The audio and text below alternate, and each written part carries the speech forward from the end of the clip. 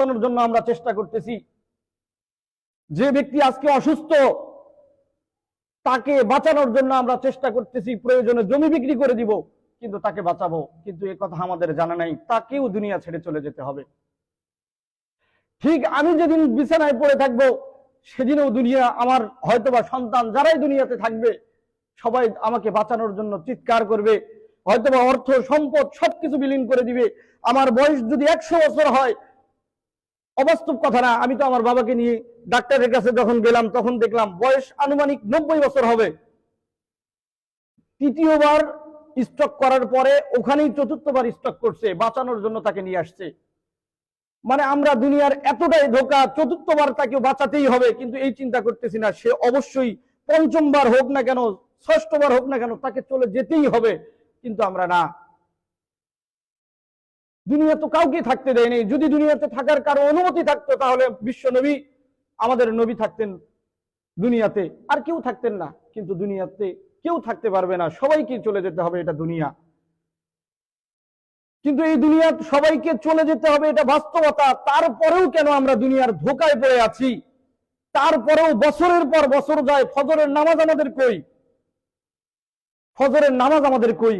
অনেক ব্যক্তি আমরা এখানে আছি পুরো একটা বছর হয়, বলেন তো বুকের মধ্যে হাত দিয়ে, আমরা 1 বছর হয় ফজরের নামাজ একটা দিনও পড়ছি নাকি? এমনও ব্যক্তি আছি ফজরের নামাজ একটা দিন, 1 বছর 365 দিনে একটা বছরে একটা দিন ফজরের নামাজ আদায় করি নাই।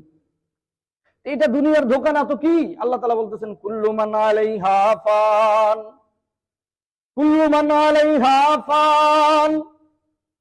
শুধুমাত্র মানুষ আর জিন আর গরু আর ছাগল এমন নয়, বরং গাছপালা তরুলতা যা কিছু আছে, বাড়ি ঘর, এমনকি ঘাস, ঘাসের নিচে পোকা পর্যন্ত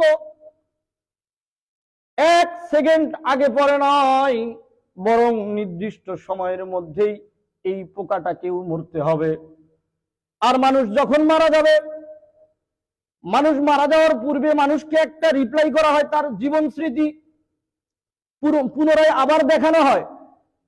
পরিপূর্ণ 60 বছরের হায়াত আপনার আমার রিপ্লাই করা হবে, শিশুকাল থেকে নিয়ে বৃদ্ধকাল পর্যন্ত আবার দেখানো হবে। মানুষ তখন নিঃসন্দেহে বুঝতে পারবে আমার মৃত্যু আমার নাকের ডগায় চলে এসেছে। মানুষ তখন বলবে রব্বুল আলামিন, একটা দিন নয়, একটা মুহূর্ত আমাকে সময় দেন। আল্লাহ পাক রব্বুল আলামিন বলবেন, একটা মুহূর্ত কেন, একটা সেকেন্ডও তোমার সময় দেওয়া হবে না। কোরআনুল কারীমের মধ্যে